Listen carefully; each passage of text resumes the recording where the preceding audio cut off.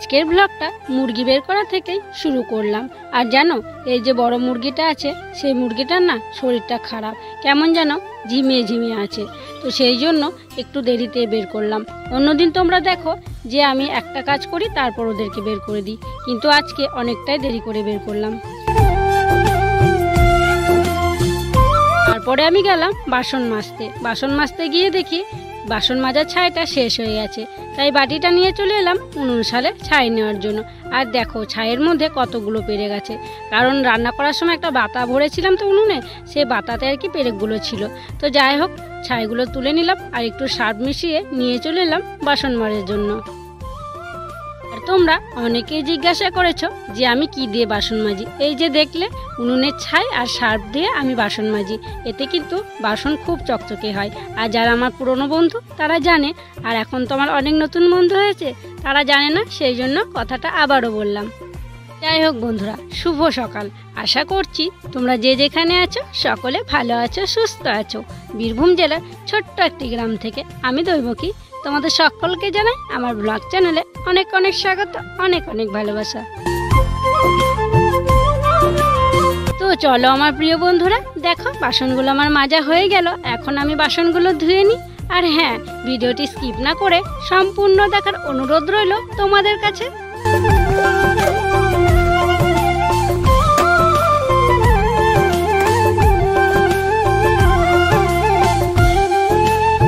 বাসনগুলো ধুয়ে ঘরে রাখলাম। তারপরে কিছু জামা কাপড় ছিল, সেগুলোকে নিয়ে চলে এলাম কাচার জন্য। আর কালকে তো বিছানা চাদরটা কাচবো ভেবেছিলাম, কিন্তু বৃষ্টি পড়ছিল, সেই জন্য কাচিনি। আর আজকে কিন্তু সকাল থেকে মেঘ আছে, কিন্তু বৃষ্টি পড়ছে না, আর বৃষ্টি হবে বলেও মনে হচ্ছে না। তাই ভাবলাম আজকে কেচে দিই, হাওয়া বাতাসে শুকিয়ে যাবে, তাই নিয়ে চলে এলাম। তো চলো আমার প্রিয় বন্ধুরা, এবারে তোমাদের সুন্দর সুন্দর কমেন্টের উত্তরগুলো দিয়ে ফেলি। একজন কমেন্টে লিখেছে, তোমার ভিডিও আমার ঠাকুমা দেখতে খুবই ভালোবাসে, আমার ঠাকুমার নামটা নিও। ঠাকুমার নাম হচ্ছে পার্বতী দে। এই যে ঠাকুমা, আপনার নামটা নিয়ে নিলাম, আর আপনাকে আমার প্রণাম জানাই। আপনি খুব ভালো থাকুন। বাংলাদেশ থেকে ছানিয়া লিখেছে, তোমার ভিডিও আমি রোজ দেখি, তোমার ভিডিও আমার খুব ভালো লাগে, তোমার ভিডিওতে আমার নামটা নিও। এই যে ছানিয়া, তোমার নামটা নিয়ে নিলাম, আর তোমাকে অসংখ্য অসংখ্য ধন্যবাদ কমেন্ট করার জন্য। আরও অনেকেই আছো আমাকে অনেক সুন্দর সুন্দর কমেন্ট করেছো, তোমাদের সকলকে আমার অসংখ্য অসংখ্য ধন্যবাদ, অনেক অনেক ভালোবাসা গো। তো দেখো, তোমাদের কমেন্টের উত্তরগুলো দিতে দিতে আমার কিন্তু জামা কাপড়গুলো ভেজানো হয়ে গেল। জামা কাপড়গুলো ভিজিয়ে আজকে আর কোনো কাজে হাত দিইনি, একেবারে জামা কাপড়গুলো কেচে স্নান সেরে আমি চলে এসেছি। তো দেখো, আমি এখন জামা কাপড়গুলো মেলে দিচ্ছি। আর এখনও কিন্তু রোদ বের হয়নি, ওই সব কটায় তো পাতলা পাতলা জিনিস, রোদ না বের হলেও হাওয়া বাতাসেই শুকিয়ে যাবে। জামা কাপড়গুলো মেলে দিয়ে ঠাকুরের বাসনগুলো ধুয়ে নিয়ে এলাম। তারপরে চলে এলাম ফুল তোলার জন্য। আর আজকে দেখো আমাদের জবা গাছটায় কতগুলো ফুল ফুটেছে। কয়েকদিন থেকে না ফুল ফুটছিল না, কারণ তো রোদ হচ্ছিল, রোদে না ফুলগুলো ফুটছিল না, আর পাতাও ছিল না। আর এই যে দুদিন বৃষ্টি হলো, যে কি সুন্দর কচি কচি পাতা বেরিয়েছে, আর কি সুন্দর সুন্দর ফুল ফুটেছে। ফুলগুলো তুলে নিয়ে এসে পুজো করতে শুরু করলাম। আর আজকে তো অনেকগুলো জবা ফুল পেয়েছি, তাই সব ঠাকুরকেই জবা ফুল দেবো।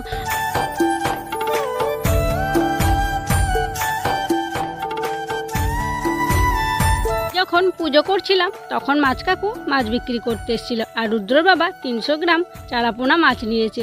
আর আমি এখন মাছটাকে বাছতে যাচ্ছি। তো দেখো, আমি চলে এলাম পুকুর ঘাটে। আর আমি তো দেখো অন্য ঘাটে নামি, আজকে কিন্তু অন্য দিকটায় এসেছি। তো যাই হোক, আজকে আমি এই ঘাটেই মাছগুলোকে বেছে নেব। গোটা গোটা মাছগুলোর এই সিঁড়িতে ঘষে ঘষে আঁশগুলোকে ছাড়িয়ে নিচ্ছি। আর ওই ঘাটে কেন যায়নি বলো তো? ওই ঘাটে তো ওই সিঁড়িটায় জল ঢুকে গেছে, তো সেই জন্য এভাবে দলানো হবে না, আর কি আঁশগুলো তোলা হবে না, সেই জন্যই যায়নি। আর এই ঘাটটায় কি সুন্দর ফাঁকা আছে সিঁড়িটা, সেই জন্য এই ঘাটে এসেছি। তো দেখো, আঁশগুলো তুলে নিয়ে আমি এখন মাছগুলোকে কেটে নিচ্ছি।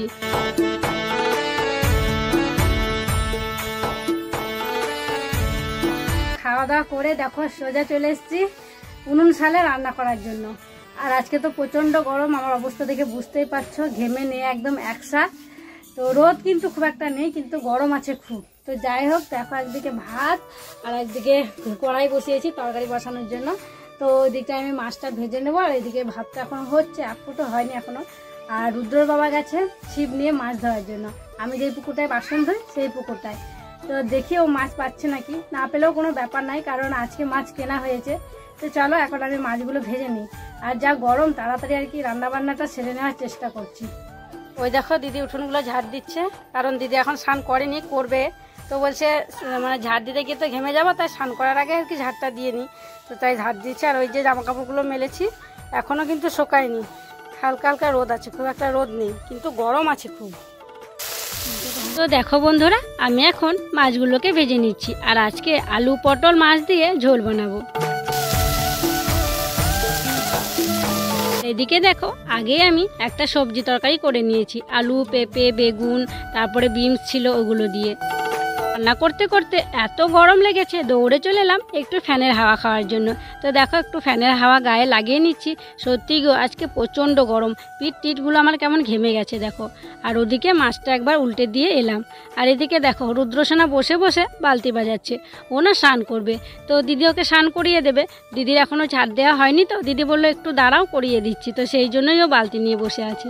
যতই গরম হোক আর যাই হোক, বসে বসে হাওয়া খেলে কিন্তু চলবে না। তো ওদিকে হাওয়া খেতে গিয়ে মনে পড়ছে যে ভাতটা বোধহয় হয়ে গেছে। তো দেখো দৌড়ে চলে এলাম, এসে ভাতটাকে নামিয়ে নিলাম, নয়তো ভাতটা গলে যেত। আমি এখন ভাতটার ফ্যানটা ঝরিয়ে নিচ্ছি। আমাদেরকে তো আগেই বললাম আজকে পটল আলু মাছ দিয়ে পাতলা করে ঝোল করব। তো দেখো ঝোলটা আমার ফুটে গেছে, আমি এখন ভেজে রাখা মাছগুলোকে এক এক করে দিয়ে দিচ্ছি।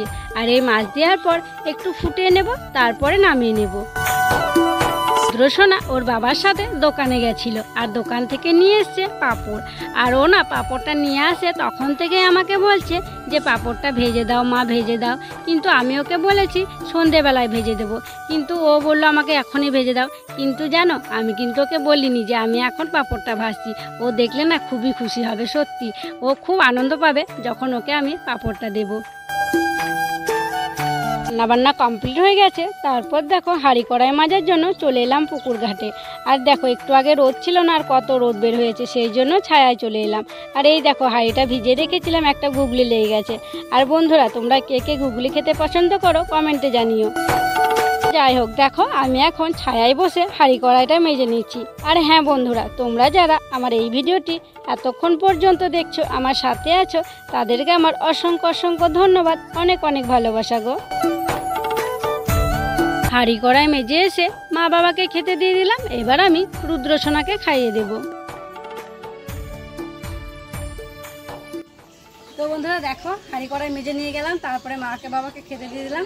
তারপরে রুদ্রর ভাত বেড়ে নিয়েছি, আর রুদ্রর ভাতে যা আর কি তরকারি হয়েছিল মাখিয়ে নিয়েছি, আর মাছ আছে, আর দেখো পাঁপড় ভাজা, নতুন কিছু আজকে অ্যাড করলাম ওর খাবারে, কারণ ও পাঁপড় ভাজা খাবো বলছিল, ওই জন্যই আর কি নিয়ে আসা। তো চলো ওকে এখন খাবারটা খাইয়ে দিই। রুদ্রসোনাকে বললাম যে চলো ঘরে চলো, ফ্যানের হাওয়ায় বসে খাবে, কিন্তু ও বলছে না মা আমি এখানেই খাবো। তো কি আর করব, যেভাবে আর কি খেতে চাইছে সেভাবেই খাওয়াতে হবে। দেখো কেমন পাঁপড় ভাজা খাচ্ছে, আর পাঁপড় ভাজাটা খেয়ে ও এতটা খুশি কি বলবো, তোমাদেরকে বলে বোঝাতে পারবো না। একদম লাফিয়ে লাফিয়ে খাচ্ছে, মানে ওকে তো বলেছিলাম যে সন্ধেবেলা ভেজে দেবো, ও হঠাৎ করে দেখছে যে মা এখনই পাঁপড় ভেজেতে, খুব খুব খুশি। দেখো আমাকে জড়িয়ে ধরে একদম আদর করে দিল। আর বাচ্চারা খুশি থাকলে তো মায়েরাও খুশি, তাই আমিও খুব খুশি জানো। রুদ্রসোনাকে খাওয়ানো হলো, তারপর দেখো আমাদের সবার জন্য ভাত বেড়ে নিচ্ছি, আর এখন আমরা সবাই খাওয়া দাওয়া করে নেব।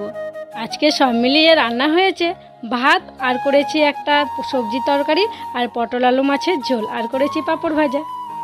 তো দেখো খেতে বসে পড়েছে দিদি, ভাগ্নি আর রুদ্রর বাবা। আর ওই যে আর একটা থালা দেখছে ওটা হচ্ছে জামাইবাবুর। তো জামাইবাবুকে খাওয়ার জন্য রাখছি, জামাইবাবু বলছে আসছি আসছি। তো দেখো তারপর আমি আমার ভাতটা নিয়ে চলে এলাম, যে গামলাটায় আর কি ভাত রাখা ছিল সেটাতে আমি নিয়ে নিলাম, আর সাথে নিয়ে এলাম পাঁপড় ভাজা আছে সেই কৌটোটাকে।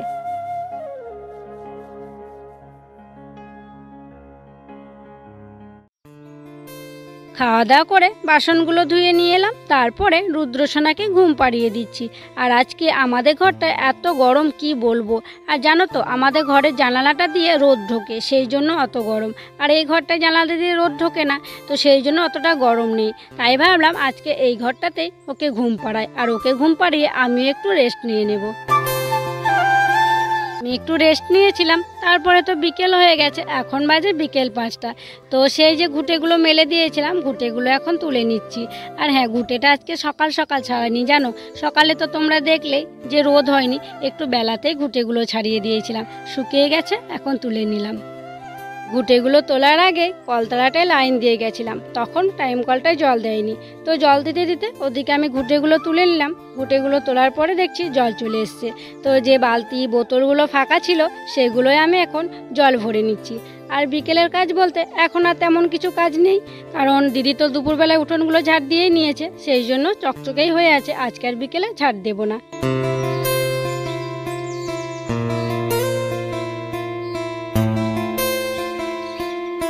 তো দেখো জলগুলো আমার ভরা হয়ে গেল, এখন আমি এগুলোকে ঘরে রেখে দেব। জলগুলো তোলার পর কলতলার ওখানেই অনেকক্ষণ বসেছিলাম, সবাই আর কি ওখানে বসে রাস্তাতে গল্প করছিল, তাই আমিও ছিলাম। তারপর সন্ধে হয়ে গেল, ঘরে এসে কাপড় ছেড়েই ঘরে জল দিলাম। এখন আমি সন্ধেবাতি দেখিয়ে দেব। সন্ধেবাতি দেব, তারপর তো রুদ্রসোনাকে খাওয়াবো, ওকে একটু পড়াবো, তারপর রুটি করে নেব। তো চলো বন্ধুরা, আজকের ব্লগটা আর বড় করছি না, আজকের ব্লগটা এখানেই শেষ করছি। তোমরা সকলে ভালো থেকো, সুস্থ থেকো। আর যারা নতুন বন্ধু হয়ে আমার এই ভিডিওটি দেখছো, তাদেরকে আমার পাশে থাকার জন্য অনুরোধ করছি। আর যারা পুরনো বন্ধু হয়ে আমার পাশে আছো, তাদেরকে আমার অসংখ্য অসংখ্য ধন্যবাদ, অনেক অনেক ভালোবাসা গো। দেখা হবে আবার পরবর্তী ব্লগে।